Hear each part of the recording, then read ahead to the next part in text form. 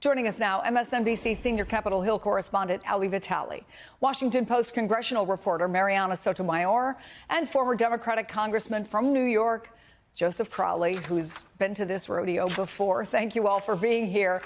Mariana, what's your sense from your conversations this morning about just how confident Democrats are? Listen, they are feeling pretty good. And I know that's a kind of weird thing to say, given the impacts that a shutdown would have.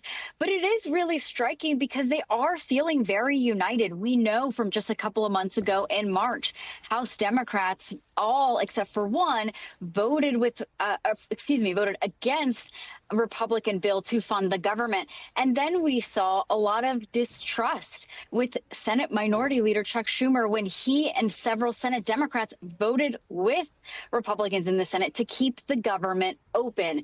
We are in a totally different place now. Democrats have been arguing for several weeks that what we've seen throughout the summer with Republicans, passing that one big, beautiful bill that will eventually have impacts on those who receive Medicaid, those beneficiaries, they are centering the fight around health care. And they have consistently, for weeks now, been saying that is where they will stand. If they do not get anything in this Republican funding bill in terms of health care, particularly these Affordable Care Act subsidies that will expire at the end of the year, people will soon see that they're going to have to pay more to receive health care benefits. If that is not included in this legislation, then Democrats are saying no deal. At this point in time, both Republicans and Democrats are just staring at each other. There are no conversations happening, and it is very likely that we are headed to a shutdown. And what I'm hearing is both sides don't know how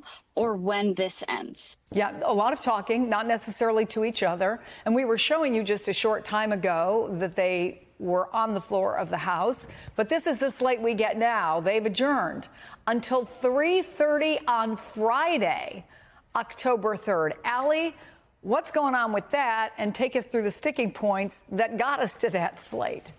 Well, the House was never going to be in session this week, right? In fact, Speaker Johnson tried to pull a power move by telling his members, you do not have to come back to Washington this week. That was to some of their consternation, I think, because they're aware of what the optics might look like with Democrats back there in force, Republicans largely at home in their districts. But nevertheless, those are the contours. And that's why the shutdown is basically all but inevitable, because the House has passed their bill and left town.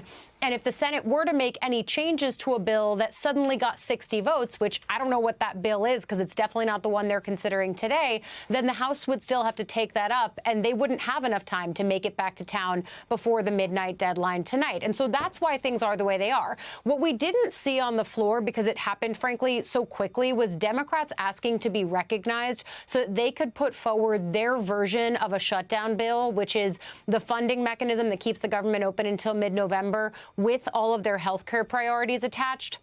House Democrats tried to do that on the floor just now. The Speaker refused to recognize them, and that's why they got into that adjournment posture. But House Democrats are going to try to continue to show that they are in town, willing to work, wanting to talk, and not really getting anywhere, certainly underscored by the way that that meeting of all of the top congressional leaders at the White House ended yesterday with that deep fake AI-generated video that was racist and, in the words of some of the Democratic lawmakers I've spoken to today, outright gross.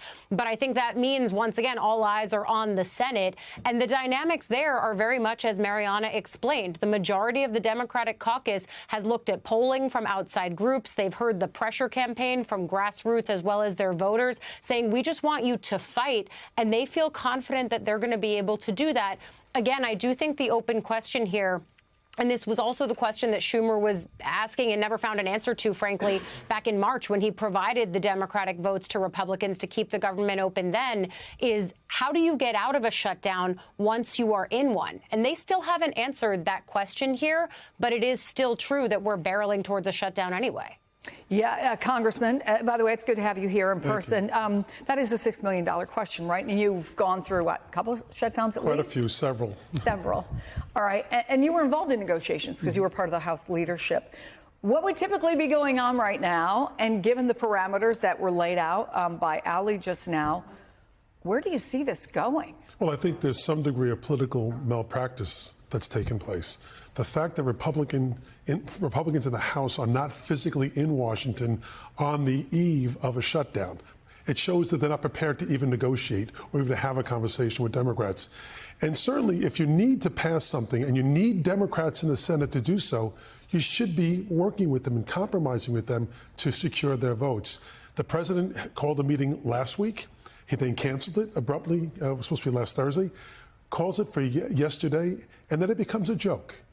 Not a real serious conversation. That really was evident when they came out of that. So I do think that leadership on both sides of the House and the Senate, Democrats, are talking to each other. They are strategizing in terms of what can we do? What can we possibly do to deliver for the American people? And in many respects, it's a kind of a Sophie's choice. If they shut down, people get hurt. If they don't shut down, people get hurt.